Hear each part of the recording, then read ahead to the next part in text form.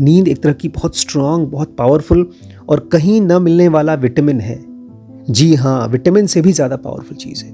आज मेरी मुलाकात एक बच्चे से हुई। बता रहा था 6 महीने तक वो हॉस्पिटल में था, बाइक चला रहा था। उसका एक इतना सीवियर एक्सीडेंट हुआ जिसमें उसको हाथ पूरी तरह से अलग हो गया था। उसको स्किन ट्रांसप्लांट करना पड़ा। बहुत कॉम्प्लेक्स ऑपरेशन था। मैंने पूछा कैसे हो गया? बोलते हल्की सी नींद आ गई थी। हल्की सी नींद मतलब 1 और 2 सेकेंड ऑफ स्लीप। बड़ी बदकिस्मती की बात है कि इंसान जो कि इस धरती का सबसे इंटेलिजेंट जीव माना जाता है, उसको सोने के लिए वीडियो देखना पड़ रहा है। बाकी सारे जानवर रात को सो जाते हैं, जब नींद आती है तब सो जाते हैं। लेकिन पता नहीं हम लोगों के साथ क्या हो गया। सबसे पहला तरीका सुबह जल्दी उठने का और अपनी नींद को कंप्लीट करने का है। नमस्कार दोस्तों, स्वागत है आपका डीप नॉलेज में। आज मैं अपने घर पे नहीं हूँ, मैं कहीं बाहर आया था, इसलिए मैं अपने माइक से वीडियो नहीं बना पा रहा हूँ। माइक तो लाया हूँ लेकिन मैं माइक स्टैंड लाना भूल गया, तो अपने हेडफोन से मैं आज की वीडियो रिकॉर्ड कर रहा हूँ। इसलिए आज मुझे आप माफ़ करिएगा अगर आवाज़ में कोई डिस्टर्बेंस आए तो। आज एक बहुत इम्पॉर्टेंट टॉपिक के ऊपर मैं बात करना चाहता हूँ। कुछ दिन पहले मैंने कुछ क्वेश्चंस देखे यूट्यूब के नीचे, तो उसमें से एक क्वेश्चन बहुत बार पूछा गया है। आप में से एक बहुत ही जेन्युइन सब्सक्राइबर ने पूछा है, नींद कैसे कम करें, कैसे हम सुबह जल्दी उठें, कैसे हम कम सो करके अपने काम को, अपनी एफिशिएंसी को बढ़ा सकें। ये बहुत इम्पॉर्टेंट क्वेश्चन है। जब से मैंने ज़ेनोगा को फॉलो करना शुरू किया है, मेरी नींद में बहुत ट्रांसफॉर्मेशन आया है। लेकिन पिछले 4-5 सालों में जब से मैंने अपने काम को शुरू किया है, रिम्पी स्कैन चालू किया है, अपना खुद का सेंटर चालू किया है, तब से मेरी खुद की नींद में काफ़ी ज़्यादा डिले हुआ है। मैं रात को बहुत लेट सोता हूँ, तकरीबन 2:30-3 बज जाते हैं बहुत बार, और फिर सुबह उठने में मुझे कभी 7 कभी 8 बज जाते थे। मुझे लगता था मेरा काम एकदम सही चल रहा है, मुझे 5-6 घंटे सो करके मेरा काम हो जाता है। जैसा कि ज़ेनोगा में लिखा गया है कि अगर कोई आदमी ध्यान कर रहा है तो उसको 4-5 घंटे में भी उसकी नींद पूरी हो जाती है। लेकिन ऐसा नहीं है। ये नींद का टॉपिक बहुत डेप्थ का है, बहुत गहराई का है। अगर कोई आदमी समाधि में जा पाता है तो उसके लिए अलग नींद है। कोई आदमी अगर काम धाम करता है, मैरिड है, बच्चा है, प्रोफेशनल है, उसके लिए अलग है। कोई आदमी अगर दिन में 3 बार खाना खाता है तो उसके लिए नींद अलग है। कोई आदमी अगर दिन में केवल 1 बार खाना खाता है तो उसके लिए नींद अलग है। बहुत से लोग रात भर जगते हैं, दिन में सोते हैं। उसका क्या इम्प्लिकेशन है, उसका क्या नुकसान या फ़ायदा है? हम में से बहुत से लोग अपनी काम को अच्छा करने के लिए कॉफ़ी पीते हैं। हम में से बहुत से लोग शराब पीते हैं अपने स्ट्रेस को ख़त्म करने के लिए या सोशल प्रेशर की वजह से। स्लीप का टॉपिक बहुत गहरा है। आज की वीडियो का जो मैं शुक्रगुज़ार हूँ वो हूँ मैथ्यू वॉकर के लिए। अगर उन्होंने वाई वी स्लीप नाम की किताब नहीं लिखी होती तो मैं शायद धीरे धीरे बीमार पड़ जाता, क्योंकि मैंने अपनी नींद को बहुत कम कर लिया था। मैंने डॉक्टर रिम्पी को बताया नहीं है, लेकिन बहुत बार ऐसा होता था कि सुबह 4 बजे मैं सोता था और फिर 7 या 8 बजे उठ जाता था। तो 4 घंटे, बहुत बार 3 घंटे सो करके मैं अपने काम को करने की कोशिश करता था, और दोपहर को मैं बिल्कुल नहीं सोता था। सुनने में ये बहुत अच्छा लगेगा, बहुत एफिशिएंट लगेगा, लेकिन ये बहुत नुकसानदायक है। आजकल मैंने एक सीरीज़ बनाना शुरू किया है, ऑलमोस्ट ख़त्म होने वाली है। उसका नाम है थिंक अगेन। तो उसमें बार बार हम लोगों ने ये डिस्कवर किया कि कैसे अगर आप कोई चीज़ जानते हैं तो उसको रिव्यू करिए। चाहे कितनी भी गहरी जानकारी हो, चाहे कितना भी आपको स्ट्रॉन्ग अथॉरिटी से वो ज्ञान मिला है, अपने ज्ञान को, अपने एक्सपीरियंस को रिव्यू करते रहना चाहिए टाइम पर। और मैं देखता हूँ मैथ्यू वॉकर ने जो कुछ भी बताया है स्लीप के बारे में, वो कहीं पर भी ज़ेनोगा से एंटी नहीं है। दोनों एक ही बात कहते हैं, लेकिन फिर भी अगर ज़ेनोगा में एक चैप्टर है स्लीप के बारे में, तो वो पूरी की पूरी किताब है स्लीप की साइंस बोल सकते हैं। आज मैं बहुत नहीं बोलूँगा, 3-4 पॉइंट्स मैं आपको शेयर करना चाहता हूँ। ये पूरी की पूरी सीरीज़ मैंने एक एक शब्द पढ़ करके ट्रांसलेट किया है, फिर अपना भी थोड़ा बहुत एक्सपीरियंस शेयर किया है, अपनी कमेंट्री की है स्लीप की सीरीज़ में।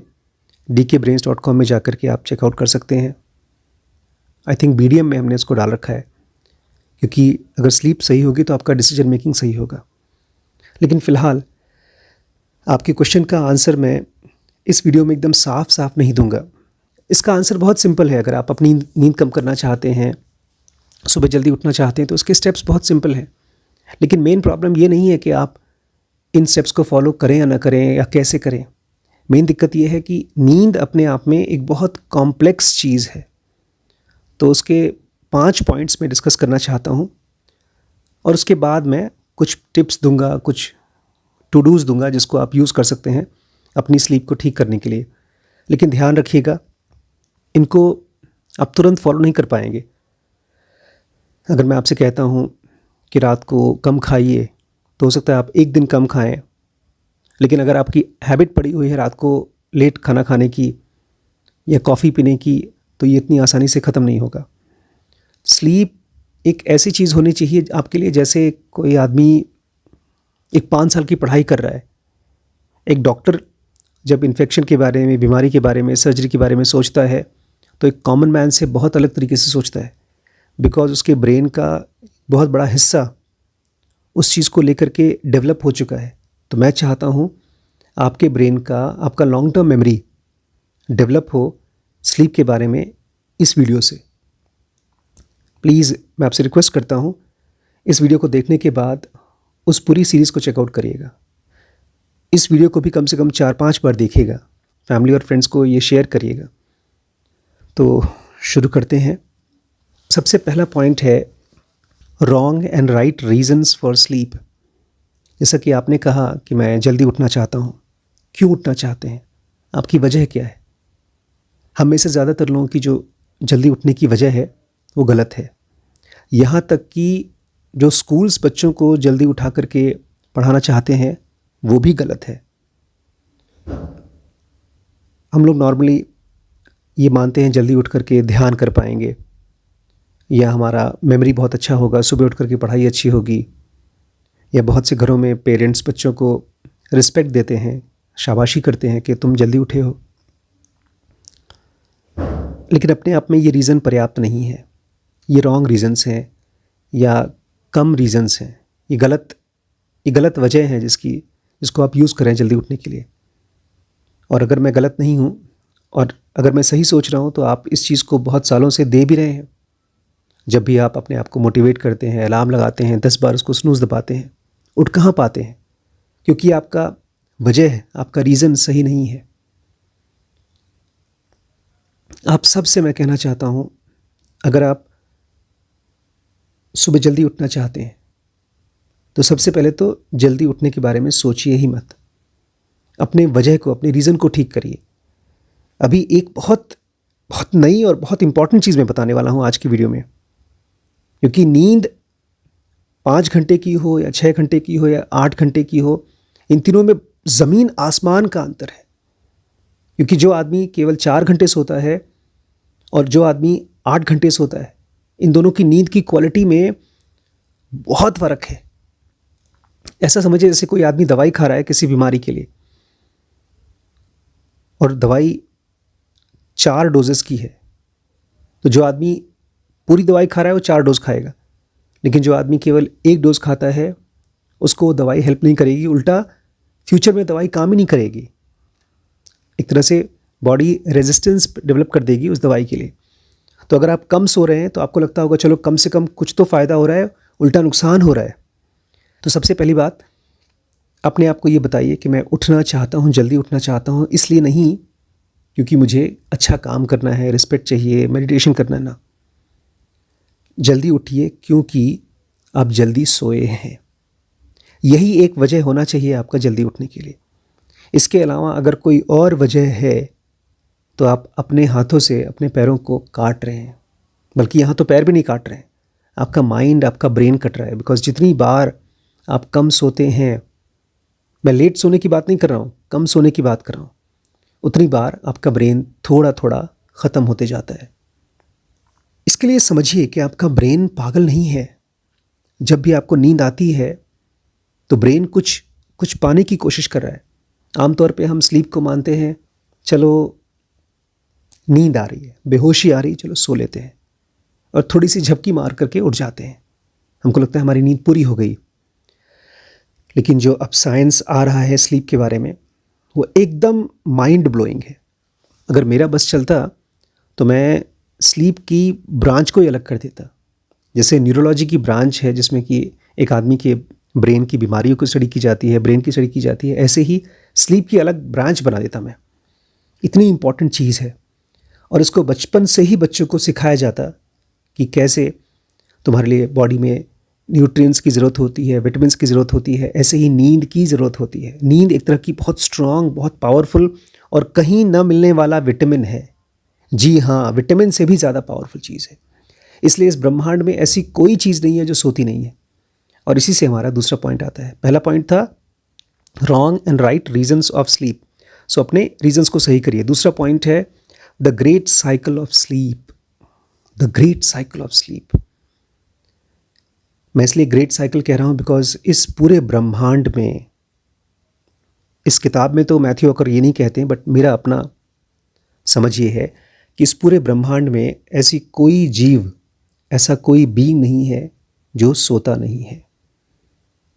केवल एक ही एंटिटी है जो इस ब्रह्मांड का नहीं है और वो कभी नहीं सोता है, वो है ईश्वर या सेल्फ। उसके अलावा हर कोई सोता है और सोना चाहिए। सोने को ऐसे समझिए जैसे कि एक ग्रैंड यूनिवर्सल रिदम। सूरज चमकता है, उससे धरती पे दिन और रात होती है, और सूरज के चारों तरफ धरती घूमती है, उसकी वजह से मौसम आता है। लेकिन जो हमको आँखों से दिखता है, इससे कहीं ज़्यादा बड़ा है ये grand cycle of sleep. Scientists ने एक बहुत यूनिक एक्सपेरिमेंट किया जिसमें वो देखना चाहते थे कि हम सूरज की वजह से सुबह जल्दी उठते हैं या हमारे अंदर में भी कोई साइकिल चलती है। इसके लिए एक बहुत डेडिकेटेड डॉक्टर थे जो एक अपनी टीम मेंबर के साथ में, अपने एक जूनियर के साथ में गए गुफा में। वहाँ बेड रखा, तकिया वगैरह लेकर गए, और 30 दिन तक अंधेरी गुफा में जहाँ पर सूरज की एक भी किरण नहीं आती, वहाँ वो रहे। और उन्होंने इस चीज़ को नोटिस किया, घड़ी भी नहीं थी उनके पास कि कितने बज रहे हैं, उनको पता भी नहीं चल सकता था।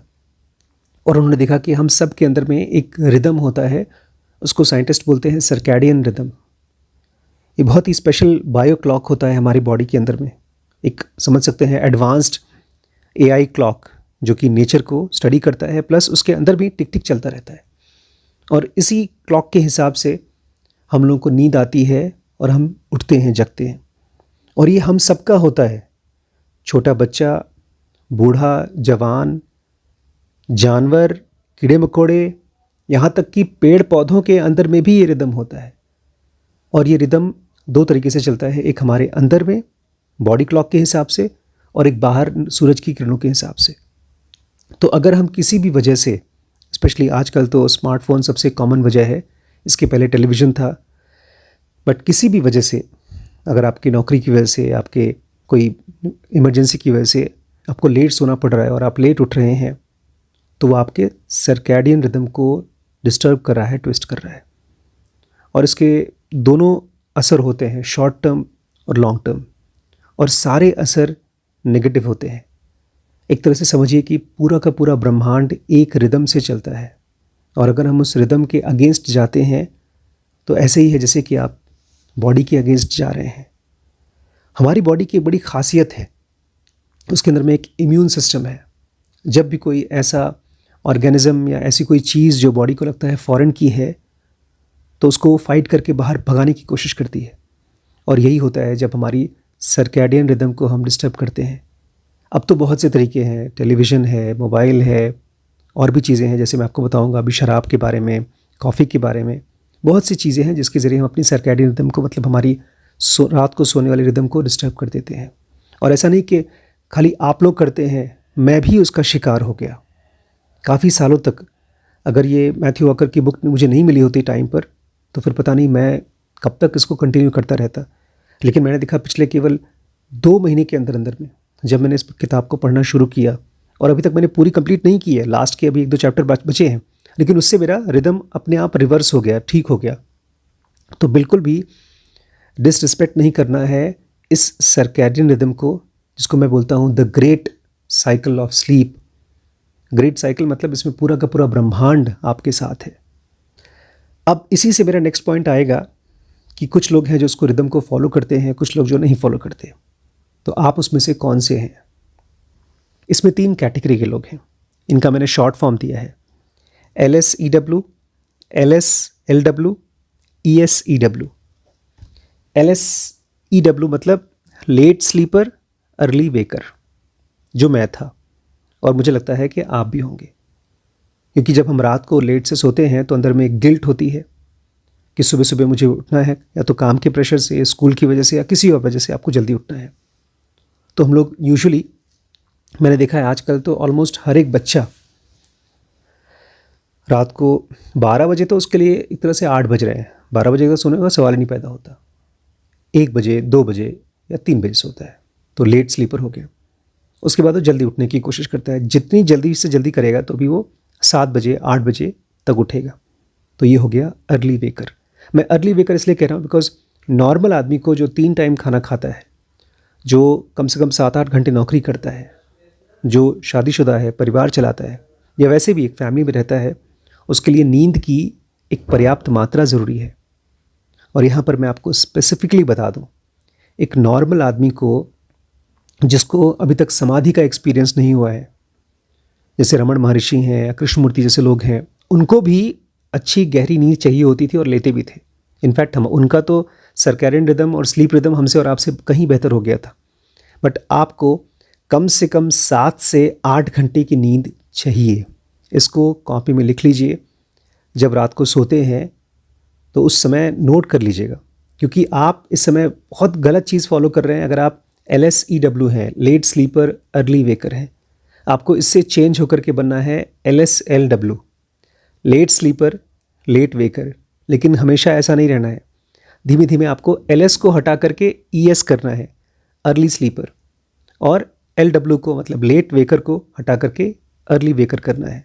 मैं फिर से रिपीट करूँगा, सुबह जल्दी उठना आपकी प्रायोरिटी नहीं होनी चाहिए।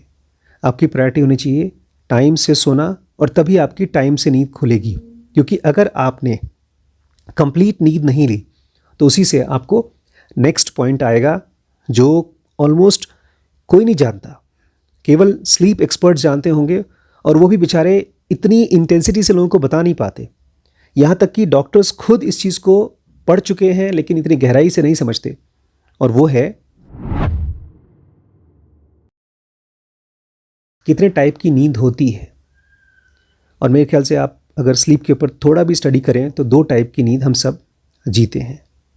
एक होता है REM, rapid eye movement sleep, और एक होता है नॉन REM या तो non rapid eye movement sleep.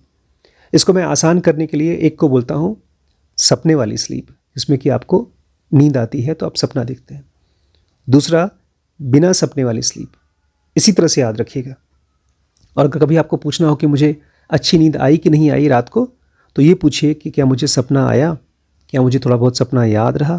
क्योंकि ज़्यादातर लोग जो कंप्लेन करते हैं कि मुझे सपना ही नहीं दिखता या मैं सपना याद नहीं रख पाता हूँ, तो वो मोस्ट प्रॉब्ली कम नींद लेते हैं। बिकॉज REM स्लीप मतलब सपने वाली स्लीप जब आप सोने जाते हैं तब नहीं आता, बहुत ज़रा सा आता है। सबसे ज़्यादा वो आता है सुबह जब आपकी नींद कंप्लीट होने वाली होती है। और अगर आप वो नहीं ले रहे हैं तो एक तरह से आप दवाई का, अगर बीमारी की कोई दवाई खा रहे हैं तो उसका सबसे इम्पॉर्टेंट पोर्शन नहीं ले रहे हैं। ऐसे समझिए जैसे कि आपको एक डॉक्टर ने कहा है कि ये कैप्सूल आपको खाना है, आपने वो कैप्सूल खोला, मुंह खोला, ज़ुबान पे रखा, टेस्ट किया और फेंक दिया। REM स्लीप इंसानों को होता है, बाकी जानवरों को बहुत कम होता है, कुछ कुछ स्पीसीज़ को होता है, शायद डॉल्फिन को या कुछ बर्ड्स को। बाकी सारे नेचर में मैक्सिमम जितने भी जानवर होते हैं उनको सबको NREM स्लीप होता है, मतलब उनको बिना सपने वाली स्लीप आती है। अभी बहुत कम जानवरों के बारे में स्टडी हो रही है, बहुत ही कम लोगों को, बट माना जाता है कि इंसान का ब्रेन इतना ज़्यादा इवॉल्व्ड है कि उसके फंक्शन बाकियों से कहीं ज़्यादा है, इसलिए उसको नॉर्मल नींद तो चाहिए ही, मतलब गहरी बिना सपने वाली नींद तो चाहिए ही, लेकिन इसके साथ साथ उसको सपने वाली नींद भी चाहिए, मतलब जो कि आपको सबसे अच्छी, सबसे कंप्लीट आती है लास्ट के 1 से 2 घंटे की स्लीप में। मतलब मान लीजिए अगर आप रात को 12 बजे सोते हैं तो आपको सपने वाला स्लीप चालू होगा अच्छे से सुबह 4 बजे से लेकर के 5-6 बजे तक या 7 बजे तक। तो अगर एक आदमी को अपनी पूरी स्लीप चाहिए 12 से लेकर 8 में, उसको 8 घंटे हो जाता है, लेकिन 7.5 घंटे के तकरीबन उसको नींद खुलना शुरू हो जाएगा और उसको सपना दिखाई देना शुरू हो जाएगा सुबह 4 से 5, 5 से 6, 6 से 7। और इस टाइम पर अगर आप उठ जाते हैं, मतलब आप 12 बजे सोते हैं और सुबह 4 बजे उठ जाते हैं या 5 बजे उठ जाते हैं, तो अपने REM स्लीप का, सपने वाली स्लीप का सबसे मोटा पोर्शन, सबसे नरिशमेंट वाला, सबसे ज़्यादा नरिशिंग पोर्शन जो आपके ब्रेन को नरिश करता है, स्ट्रॉन्ग करता है, ताकत देता है, वो आपने छोड़ दिया। अगर आप लेते हैं REM स्लीप, लेते हैं अपने 7 से 8 घंटे की स्लीप लेते हैं, तो पता है आपके ब्रेन में क्या क्या होता है। यहाँ पर कुछ छोटी मोटी चीज़ें, कुछ थोड़ी बहुत चीज़ें मैं आपको बताना चाहता हूँ। इस पे हर एक पे एक एक चैप्टर लिखा है मैथ्यू वॉकर ने, एक एक चैप्टर, और बहुत गहराई से। REM स्लीप आपका अपना पर्सनल इमोशनल थेरेपिस्ट होता है। ऐसे समझिए कि आप परेशान हैं, दुखी हैं, मेंटली डिस्टर्ब्ड हैं, तो आप साइकेट्रिस्ट के पास जाते हैं, वो दवाइयाँ देता है। आप साइकोथेरेपिस्ट के पास जाते हैं, वो आपका थेरेपी करता है। ये सारा का सारा काम आपका REM स्लीप करता है। जी हाँ, जो आप रैंडम सपने देखते हैं वो रैंडम सपने नहीं है, वो आपकी साइकोलॉजिकल थेरेपी है। दूसरा पॉइंट, आपका REM स्लीप आपको देता है क्रिएटिविटी। मतलब अगर किसी तरह से कोई आदमी अगर बहुत क्रिएटिव है, फिल्म मेकर है, म्यूज़िक प्रोड्यूसर है, पेंटर है, प्रॉब्लम सॉल्वर है, तो उसको गुरुज चाहिए होते हैं। डाविंसी जैसे लोग, पिकासो जैसे लोग अगर आपको पढ़ाएं, सिखाएं, तो वो आपका ब्रेन है। स्पेशली आपके ब्रेन का REM स्लीप है। आपका ब्रेन का REM sleep creative solution giver है। इसलिए अगर आप लास्ट पोर्शन, लास्ट के 3-4 घंटे का स्लीप नहीं लेते हैं, केवल आप 5 या 6 घंटे में सो करके उठ जाते हैं, तो आप एक तरह से अपने ब्रेन को क्रिएटिविटी से गायब कर रहे हैं। इसलिए एक्सीडेंटल नहीं है कि आजकल की जनरेशन इंस्टाग्राम और मोबाइल के पीछे पागल हो रही है, ऐसी ऐसी चीज़ें कर रही है जिसको हम लोग नॉर्मली पागलपन मानेंगे, बेवकूफ़ी मानेंगे। उनके अंदर क्रिएटिविटी की कमी होती जा रही है। मैं उसकी बात कर रहा हूँ जो पुराने ज़माने में ग्रेट आर्टिस्ट्स की होती थी, वो अब नहीं मिलता, बहुत ही रेयर हो गया है। तीसरा, स्लो एजिंग। जो लोग भी अपनी कंप्लीट REM स्लीप लेते हैं, उनके ब्रेन में ऐसे समझिए कि एक एजिंग प्रोसेस का जो जीन्स होता है, जो फैक्टर होता है, वो स्लो हो जाता है। जी हाँ, ये भी रिसेंटली अब खोजा गया है कि जितना कम सोते हैं उतना ही जल्दी आप एज करते हैं। इसलिए अगर आपको 100 साल तक जीना है तो उसमें से ज़्यादातर समय अपने रात की 8 घंटे की स्लीप लीजिए। अगर आप स्कूल में पढ़ते हैं या किसी भी टाइप का काम करते हैं तो आपको मेमोरी सॉलिडिफायर या मेमोरी कंसोलिडेटर की तरह काम करता है स्लीप। इसके ऊपर तो बहुत रिसर्च हुआ है, बहुत सी वीडियोस भी हैं। हमारा ब्रेन, जब आप कुछ पढ़ते हैं, बहुत ही इंपॉर्टेंट चीज़ पढ़ते हैं, तो उसको शॉर्ट टर्म मेमोरी में हो जाता है। एक वीडियो भी मैंने कवर किया इसके ऊपर। हमारे ब्रेन में वो पहले शॉर्ट टर्म मेमोरी के रूप में होता है, उसके बाद वो वहाँ से शिफ्ट करके लॉन्ग टर्म मेमोरी में डाल देता है। तो अगर आप ये सोचते हैं कि चलो मैं पढ़ाई कर रहा हूँ और फटाफट दूसरा टॉपिक पे चला जाऊँ, फिर थर्ड टॉपिक पे चला जाऊँ, मैं आपको सजेस्ट करूँगा छोटे छोटे नैप्स लीजिए हर एक इम्पॉर्टेंट टॉपिक को कवर करने के बाद। उसको रिवाइज़ करिए, बट छोटे छोटे नैप्स भी लीजिए। तो अगर आप पूरी की पूरी स्लीप नहीं लेते हैं, मतलब जब आपकी नींद कंप्लीट होकर के अपने आप, अलार्म से नहीं, अपने आप नहीं खुलती है, आपने अपनी REM स्लीप नहीं ली है, तो आपका ब्रेन ऑटोमेटिकली माइक्रो स्लीप्स लिया करता है दिन में। माइक्रो स्लीप बहुत कम स्लीप होती है, 1 या 2 सेकंड की स्लीप होती है। जी हाँ, आपने सही सुना, 1 या 2 सेकंड की स्लीप। और अगर उस समय आप ड्राइवर की कुर्सी पर हो, बस की या बाइक की या कार की, तो उतना काफ़ी है, आपका एक्सीडेंट करने के लिए काफ़ी है। इसलिए अगली बार अगर आप किसी भी ट्रिप पे जा रहे हैं, अपने घर से दूसरे शहर जा रहे हैं, या आपकी नौकरी ऐसी है जिसमें आपको दूसरों के लिए ड्राइव करना पड़ रहा है, तो मेरा सजेशन ये है कि आप कंप्लीट स्लीप लीजिए। आज मेरी मुलाकात एक बच्चे से हुई, बता रहा था 6 महीने तक वो हॉस्पिटल में था, बाइक चला रहा था। उसका एक इतना सीवियर एक्सीडेंट हुआ जिसमें उसको हाथ पूरी तरह से अलग हो गया था, उसको स्किन ट्रांसप्लांट करना पड़ा। बहुत कॉम्प्लेक्स ऑपरेशन था। मैंने पूछा कैसे हो गया? बोलते हल्की सी नींद आ गई थी। हल्की सी नींद मतलब 1 और 2 सेकेंड ऑफ स्लीप। उस समय जब आपको ये नींद आती है 1-2 सेकंड के लिए, आपका पूरा हाथ पैर सब कुछ लूज हो जाता है, कुछ काम नहीं करता। इसलिए अगर आप अपनी कंप्लीट स्लीप लेते हैं तो केवल आपकी एफिशिएंसी नहीं बढ़ती है, आपकी जान भी बचती है। एक बहुत ख़राब बीमारी होती है जिसको हम कहते हैं अल्जाइमर्स डिजीज़, जिसमें आपकी मेमोरी बहुत कमज़ोर हो जाती है। देखा गया है लैक ऑफ स्लीप मतलब अच्छे से नींद नहीं लेना, ये भी कंट्रीब्यूट करता है अल्जाइमर्स डिजीज़ में। ऐसे तो और भी बहुत से कारण हैं, लेकिन ये एक बहुत इंपॉर्टेंट कारण है। इसका मतलब ये है कि अगर आप अपनी REM स्लीप को, ख़ास तौर से रैपिड आई मूवमेंट की स्लीप मतलब सपने वाली स्लीप अगर आप लेते हैं, जो कि 6 घंटे के बाद ही मेनली आती है, तो आपको अल्जाइमर्स डिजीज़ भी होने के कम चांसेस होते हैं। आजकल पूरी दुनिया परेशान है वज़न को लेकर के। मेरी प्रॉब्लम ओवरवेट कभी नहीं रही है। इनफैक्ट ज़ेनोगा जब आई है तब मेरा उल्टा हो गया, मेरा वज़न कम हो गया। मुझे वज़न बढ़ाना पड़ा शादी के टाइम पर। मैंने ऑलमोस्ट 10 किलो वज़न बढ़ाया था, क्योंकि उसके पहले मैं 45 केजीज़ का था। शादी के समय मुझे 52-53 केजीज़ का हो गया था।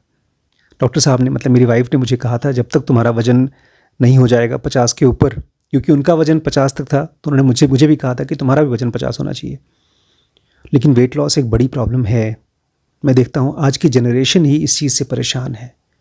और मुझे लगता है, और साइंटिफिकली भी ये चीज़ सच है, कि अगर आप रात को जग रहे हैं लेट तक और सुबह जल्दी उठते हैं, दोनों चीज़ें, रात को लेट तक जगते हैं और सुबह आप जल्दी उठते हैं, तो आपकी बॉडी क्रेव करती है रात को खाना खाने के लिए, और सुबह तुम्हारी रूटीन चलती रहती है। तो ओवरवेट होने की प्रॉब्लम भी lack of sleep, specially lack of REM sleep की वजह से होता है। तो आप सोइए और अपना वज़न घटाइए। बात सुनने में जितनी सिंपल है, प्रैक्टिस करने में उतनी ही आसान है। जी हाँ, ऐसे समझिए जैसे कि आपका नींद आपका अपना पर्सनल जिम है। लेकिन ध्यान रखिएगा, नींद की गोली खा करके या शराब पी करके या किसी और तरीके से अगर आप अपने आप को सुलाते हैं तो आपका वेट कम नहीं होगा। ये नेचुरल स्लीप की वजह से होता है। REM स्लीप के बहुत से फ़ायदे हैं, उनको मैंने काफ़ी डिटेल में कवर किया है और अभी कवर करने वाला हूँ हमारी स्लीप की सीरीज़ में, जो आप dkbrains.com पे जाके चेक कर सकते हैं। लेकिन फाइनली मैं एक पॉइंट और बोलना चाहता हूँ, और वो है कॉग्निटिव फंक्शन। कॉग्निटिव फंक्शन मतलब होता है आपके आँख, नाक, कान ये बहुत अच्छे तरीके से काम कर सकें। किसी भी प्रोफेशन में हो, आप डॉक्टर हैं तो आपको आपका ब्रेन, आपकी बॉडी, आपका सेंसेस बहुत अच्छे से काम करना चाहिए। मैं देखता हूँ अच्छे डॉक्टर्स दूर से देख करके, पेशेंट की बॉडी के स्ट्रक्चर को देख करके, उसके चलने के स्टाइल को देख करके, उससे 2 मिनट हिस्ट्री पूछ करके समझ जाते हैं उसकी बीमारी क्या है। ऐसे ही एक अच्छा प्रोफेशनल जो किसी भी सेक्टर में हो, चाहे वो स्टॉक मार्केट में काम करता है या किसी बिजनेस को रन करता है, कहीं पर भी काम कर रहा है, उसका ब्रेन शार्प हो जाता है अगर उसकी कॉग्निटिव फंक्शंस और गहरी हो जाती हैं। पता नहीं चलता, अगर आप 4 घंटे 6 घंटे सो रहे हैं तो आपकी कॉग्निटिव एबिलिटी कम हो जाती है और आपको पता भी नहीं चलता। जैसे एक आदमी खाना खाने के बाद नींद आती है, लेकिन नींद से पहले आपकी अवेयरनेस कमज़ोर हो जाती है। वो कैसे मालूम पड़ेगा? जब आप चीज़ों को देखने की कोशिश करें। मैं तो देखता हूँ किसी किताब को मैं पढ़ रहा हूँ, मैं खाना खाने के पहले पढ़ रहा हूँ, मतलब खाली पेट पढ़ रहा हूँ, और खाना खाने के बाद पढ़ रहा हूँ, तो मेरी कॉग्निटिव फंक्शंस खाना खाने के बाद कमज़ोर हो जाती हैं। ब्लड सर्कुलेशन पेट के पास पहुँच जाता है, ब्रेन से हट जाता है, तो मेरा रीड करने का, थॉट्स को कनेक्ट करने का और उसको कॉम्प्रिहेंड करने की जो एबिलिटी है वो कमज़ोर हो जाती है। और सभी चीज़ों में एक ड्राइवर तो बेचारा लॉन्ग टर्म में कम ही खाना खाता है अगर उसको अच्छी ड्राइविंग करनी है, लेकिन स्लीप, खासतौर से लैक ऑफ आरईएम स्लीप बहुत ज़्यादा कंट्रीब्यूट करता है आपकी कॉग्निटिव फंक्शन को कम करने में ओवर लॉन्ग पीरियड। अगर कोई आदमी कई साल से 4-5 घंटे 6 घंटे सो करके अपना काम निकाल ले रहा है तो उसका ब्रेन का फंक्शन ऑटोमेटिकली एक कम पे काम करेगा। ऐसे समझिए जैसे कि एक 100 वाट का बल्ब है जो पूरी चमक से काम करता है, वो एक 50 वाट का या 30 वाट का बल्ब की तरह काम कर रहा है।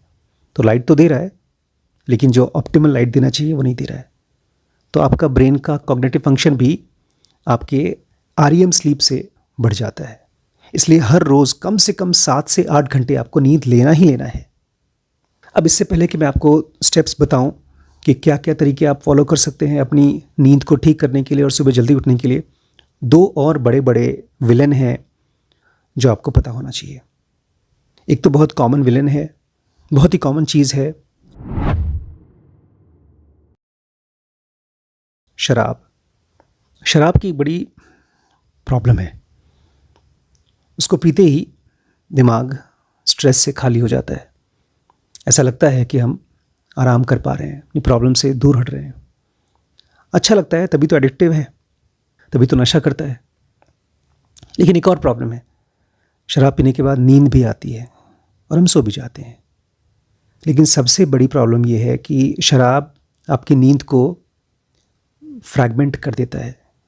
जितनी गहराई से आपको नींद आनी चाहिए उतनी गहराई से आप सो नहीं पाते। और ख़ास तौर से शराब अटैक करता है आपकी आरईएम स्लीप पे।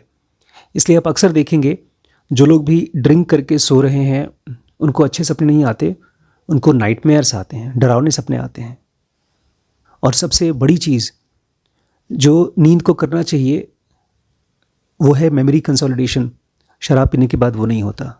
इसलिए जो लोग बहुत समय से ड्रिंक करते हैं वो लोग बेचारे इमोशनली अनस्टेबल भी हो जाते हैं। आरईएम स्लीप का मैंने अभी बताया आपको कि इमोशनल थेरेपी उसका काम है, वो होता ही नहीं है।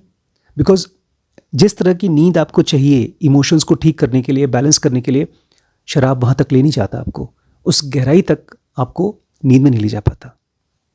अल्कोहल बहुत बहुत ही हैवी चीज़ है। बॉडी उसको मेटाबलाइज करने के चक्कर में पूरा का पूरा लिवर ख़राब कर देता है। इसलिए क्रॉनिक अल्कोहलिक के लिए लिवर डैमेज बहुत कॉमन है।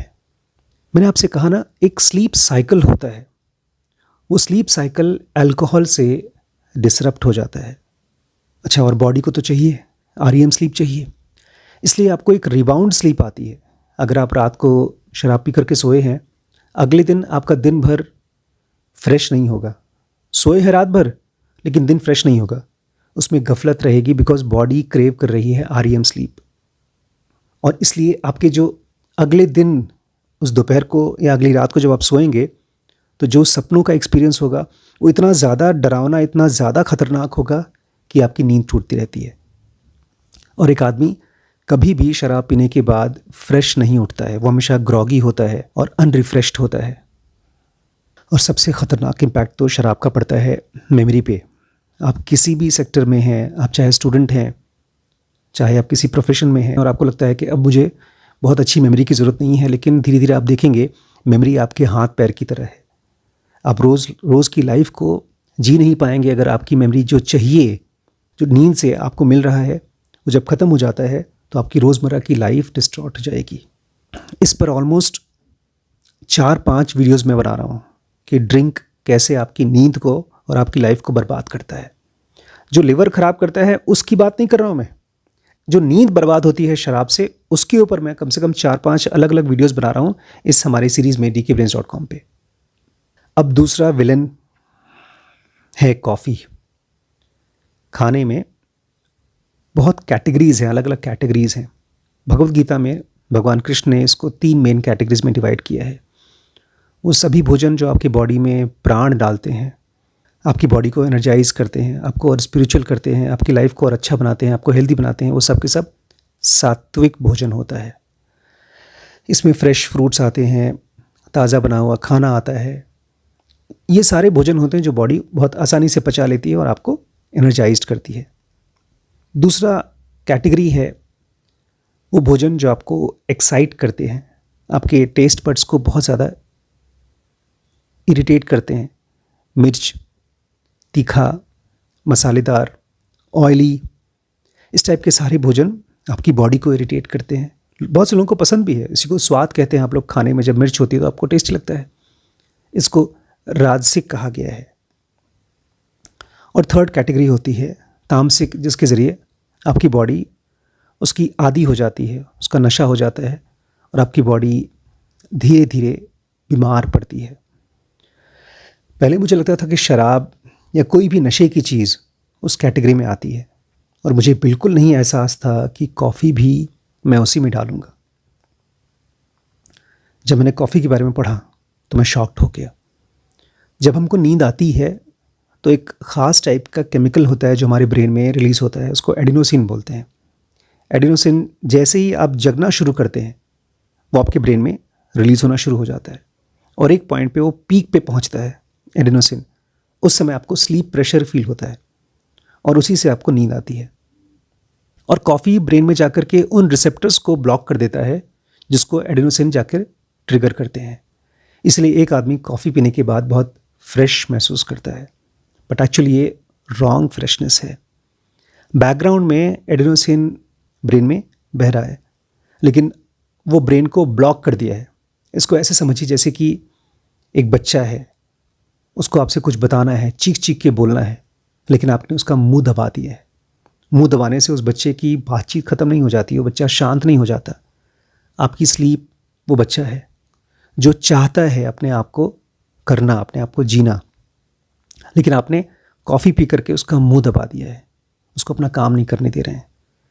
धीरे धीरे आपको स्लीप की क्वालिटी ख़राब होती जाएगी, ये आपको एहसास नहीं होगा।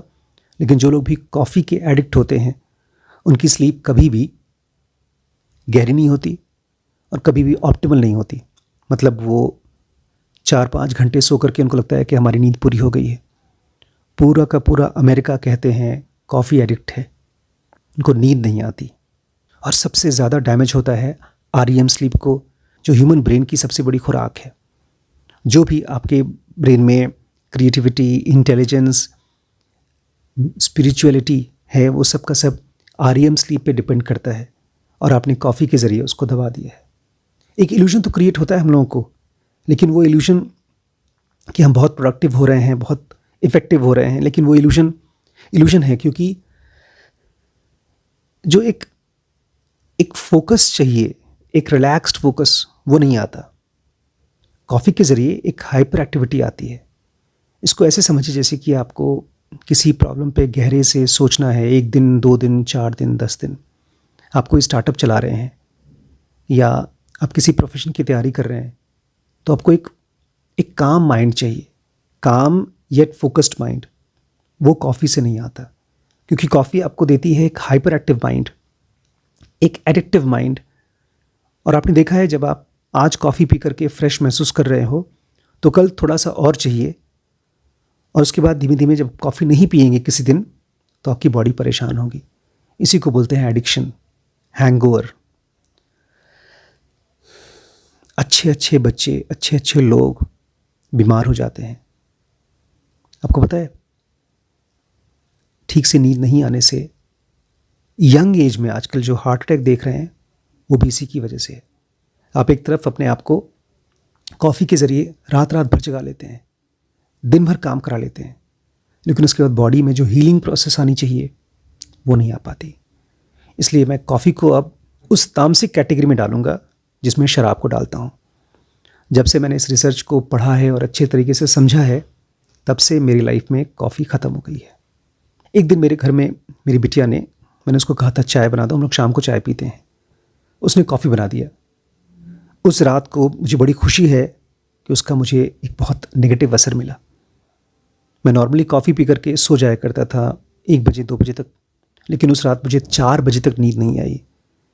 तो एक तरह से मेरी बॉडी ने मुझे बताया कि अगर तुम कॉफ़ी लोगे तो मैं तुम्हारा साथ नहीं दूंगी, और ये अच्छी चीज़ है। उसके बाद से मेरी और जो थोड़ी बहुत कसर बची हुई थी, अंदर में स्वाद बचा हुआ था कॉफ़ी का, वो और ख़त्म हो गया।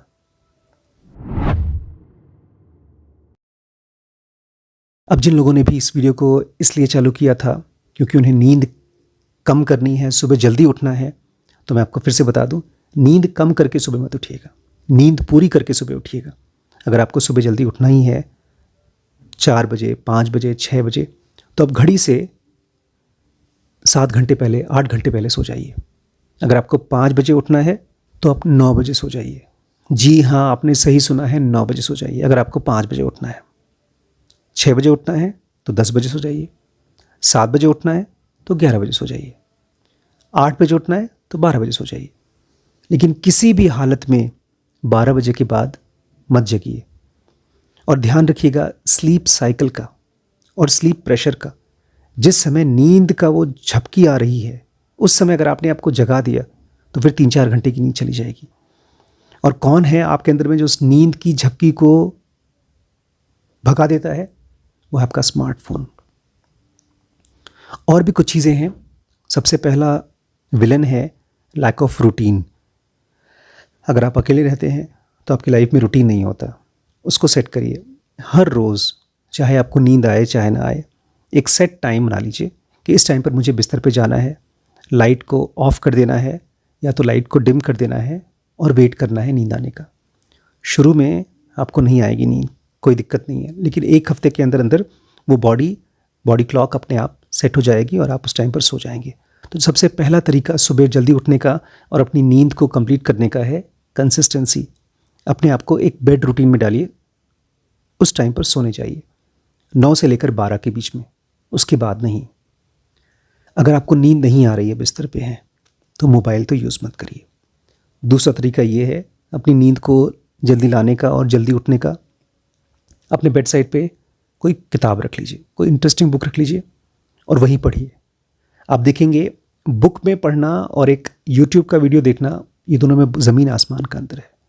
आपकी स्लीप साइकिल को बिगाड़ता है। मैं इसके ऊपर भी बात कर रहा हूँ, अपने वीडियोज़ में बात करूँगा अभी, कि किस तरह से जो स्क्रीन में से लाइट आती है वो आपकी स्लीप साइकिल को ख़राब करती है, आपकी एडेनोसिन को रिलीज़ होने से रोकती है। लेकिन वहीं पर जो बुक होता है वो आपको एक काम मेडिटेटिव माइंड देती है और उसके ज़रिए नींद जल्दी आ जाती है। ये कोई एक्सीडेंट नहीं है जो बचपन में हम लोग को पढ़ते पढ़ते नींद आती थी, वो कोई बुरी चीज़ नहीं है, वो हमारे ब्रेन के लिए अच्छी चीज़ है। इसका मतलब ब्रेन ने कुछ चीज़ें स्टोर कर ली है, पढ़ लिया है, अब उसको शॉर्ट टर्म से लॉन्ग टर्म बनाने के लिए स्लीप का प्रोसेस को यूज़ करना चाहता है। इसलिए बेड साइड पे किताब रखिए पढ़ने के लिए, नींद से पहले, सोने से पहले। तीसरा मैंने आपको ऑलरेडी बता दिया, लाइट को डिम कर लीजिए। बहुत बार ऐसा होता है कि मेरी वाइफ जब मायके चली जाती है तो मैं रात को किताब पढ़ते पढ़ते लाइट जलती रहती है, तो मैं देखता हूँ अगर लाइट जल रही है तो बीच बीच में नींद खुलती है मेरी। तो हमेशा लाइट को डिम कर लीजिए या तो ऑफ़ कर लीजिए सोते समय। चौथा, सुबह जल्दी उठना है तो अपने कमरे के पर्दे को खोल के रखिए। जैसे ही सूरज की रोशनी आपके ऊपर गिरेगी या आपके कमरे में गिरेगी, वो अपने आप आपके अंदर की सर्कैडियन रिदम को एक्टिवेट कर देगी। इसलिए हम लोग प्रेफर करते हैं आजकल कमरे को एकदम अंधेरा करके सोना। वो तो अच्छी चीज़ है रात को सोने के लिए, सुबह उठने के लिए नुकसानदायक है, क्योंकि जब तक बॉडी को ये चीज़ एहसास नहीं होती कि सूरज निकल गया है, तब तक बॉडी उसको रिस्पॉन्ड नहीं कर पाती। सुबह जल्दी उठने के लिए पर्दा हटा दीजिए और सूरज की रोशनी अपने ऊपर गिरने दीजिए। मुझे ये तो बोलने की ज़रूरत नहीं है ना कि शराब बंद, कॉफ़ी बंद, बिल्कुल बंद। लेकिन इसके साथ साथ रात को हैवी खाना भी बंद। जब आप हैवी खाना खाते हैं उसके 3-4-5 घंटे बाद आपको कायदे की नींद आना शुरू होती है। सो जाते हैं आप, लेकिन आपका भोजन की वजह से, पेट में खाना पचने की वजह से नींद की गहराई नहीं आ पाती। इसलिए भी आप सुबह जल्दी फ्रेश नहीं उठते। तो खाना खाइए, रात को जल्दी खा लीजिए, 6-7-8 बजे तक खा लीजिए और उसके बाद, और वो भी हल्का रखिए खाना, रात का खाना हल्का होना चाहिए। नेक्स्ट, अगर आप अफोर्ड कर सकें तो अपने कमरे का टेम्परेचर कम रखिए। अगर रूम गर्म होता है तो भी नींद नहीं आती। हो सके तो सोने से पहले 1 घंटे पहले कुछ एक्सरसाइज कर लीजिए, सिंपल सी एक्सरसाइज, 2-4 सूर्य नमस्कार कर लीजिए थोड़ी बहुत स्किपिंग कर लीजिए। बॉडी जब थोड़ा एक्टिव हो जाती है तो उसको नींद आने में जल्दी आसानी होती है। और लास्ट पॉइंट, स्ट्रेस। हम लोगों को नींद ना आना रात को या जल्दी नींद खुलना, इसका one of the major cause है स्ट्रेस। स्ट्रेस को मैनेज करना होगा। अब स्ट्रेस मैनेज करना अपने आप में एक बहुत बड़ा टॉपिक है, लेकिन फ़िलहाल मैं आपसे ये कहूँगा कि आपकी जो सबसे बड़ी प्रॉब्लम्स है उसको कैटेगराइज करिए, प्रायोरिटी रखिए कि ये प्रॉब्लम मेरी सबसे बड़ी है। एक अपनी जर्नल बनाइए और उसमें उस प्रॉब्लम को लिखिए। और हो सके तो ये भी कमाल की चीज़ है, मेरी बहुत सी प्रॉब्लम्स ऐसे ही सॉल्व हुई हैं। इनफैक्ट मेरी लाइफ का, करियर का जो डायरेक्शन आया है वो इसी से आया है। आप सब लोग जानते हैं, मैंने ज़ेनोगा का इनिशिएशन मेरे मास्टर का हुआ था स्लीप में। एक पॉइंट ऐसा आएगा जब आपका ब्रेन को आप यूज़ कर पाएंगे अपने सारे क्वेश्चंस का आंसर लेने के लिए। लेकिन फ़िलहाल आप अपनी प्रॉब्लम को एक नोटबुक में लिखिए और सोते समय अपने आप को बोलिए कि इस प्रॉब्लम का सोल्यूशन मुझे दो, और इंतज़ार करिए। 1 दिन, 2 दिन, 4 दिन, 10 दिन, यहाँ तक कि 2, 4, 6 महीने भी लग जाएं, तब भी रोज़ उस चीज़ को अपने माइंड को दीजिए और उसका सोल्यूशन वो देगा। बहुत बार आपको सपनों के ज़रिए इंसाइट देगा, बहुत बार आपको पता भी नहीं चलेगा, लेकिन उसने काम करना शुरू कर दिया है। तो इस तरह से एक प्रॉब्लम को लीजिए, उसको सॉल्व करिए, फिर दूसरा प्रॉब्लम लीजिए। इस तरह से अपने सारे प्रॉब्लम्स को कैटेगराइज करके नींद का सहारा लीजिए अपने स्ट्रेस को मैनेज करने के लिए। देखिए, आपके लिए नींद बहुत ज़रूरी है, सुबह उठना भी ज़रूरी है, लेकिन आप कोई एक फिक्स्ड बिल्डिंग की तरह नहीं है। कोई भी चीज़ें आपकी लाइफ में स्थिर नहीं हैं। आप एक फ्लोइंग, एक मूविंग रिवर की तरह हैं, और नींद उसी रिवर का एक इम्पॉर्टेंट हिस्सा है। अगर आप कोई प्रॉब्लम फेस कर रहे हैं तो उसको सॉल्व करना होगा। दिन में जब आप उस प्रॉब्लम के बारे में सोच रहे हैं तो आपका ब्रेन काम कर रहा है, लेकिन जिस समय आप रात को सो रहे हैं उस समय आपका पूरा ब्रेन काम कर रहा है उस प्रॉब्लम के लिए। और जब मैं कहता हूँ पूरा ब्रेन, इसका मतलब है जगते समय दिन में ऐसे समझिए जैसे कि आपके ब्रेन में पूरा ब्रेन 100 लोगों से बना है, तो जगते समय आप 2 या 4 लोगों से अपना काम करवा पा रहे हैं, लेकिन सोते समय वो 100 के 100 एक साथ उस प्रॉब्लम के ऊपर सोच पाते हैं। आपकी पूरी की पूरी पर्सनैलिटी एक सिंगल एंटिटी हो जाती है। इसलिए कहा जाता है कि सोता हुआ इंसान डायरेक्टली भगवान से कनेक्टेड है। तो सुबह उठिए, बहुत अच्छी बात है, लेकिन नींद पूरी करके, और नींद के टाइम को वेस्ट मत करिए किसी भी ऐसी एक्टिविटी में जो आपको केवल एंटरटेन करे, क्योंकि एंटरटेन करते समय आप बहुत कुछ दे रहे हैं। ये मैं कैसे आपको समझाऊं कि कितनी इंपॉर्टेंट चीज़ है। एक बार नींद खराब हो गई ना तो उसको रिवाइव करना बहुत मुश्किल है। इस पूरी सीरीज़ को देखिएगा आप, स्लीप वाली सीरीज़ है, dkbrains.com पे BDM के अंदर मैंने डाला है, बिकॉज स्लीप से ही आपकी डिसीजन मेकिंग ठीक होगी।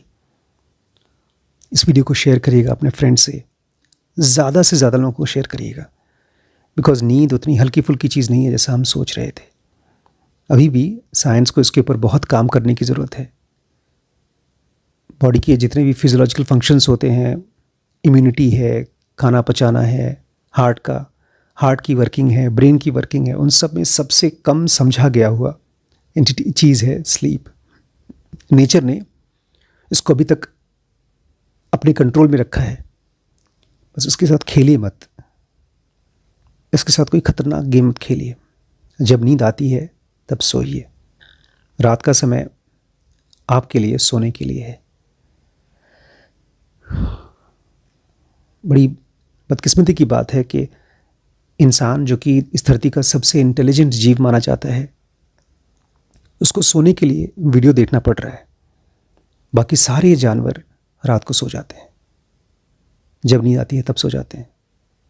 लेकिन पता नहीं हम लोगों के साथ क्या हो गया, हमने ऐसी ऐसी खोजें कर ली जो हमारे ही ब्रेन के खिलाफ काम करती हैं। उसी पर मैं आपसे वीडियो बना के बात कर रहा हूँ, बट क्या करें, आप इस समय वीडियो देख रहे हैं इसलिए मैं बना रहा हूँ। अब मैं तो जा रहा हूँ सोने भाई, क्योंकि रात के बज गए हैं 11 और मुझे जल्दी उठना है कंप्लीट नींद करके। अभी रिसेंटली मैं एक चर्च गया था लोकल में, बहुत पुराना चर्च है, ऑलमोस्ट 150 साल पुराना चर्च है। एक अलग टाइप की फीलिंग आई थी वहाँ पर। मैं कोई प्रार्थना करने नहीं गया था, बस उस चर्च को विज़िट करने गया था। और फिर जब मैं रात को सोया तो सुबह अर्ली मॉर्निंग 3-4 बजे के करीब एक ऐसा मिस्टिकल इवेंट मेरे साथ हुआ जो सुबह ही हो सकता है, रात को नहीं हो सकता।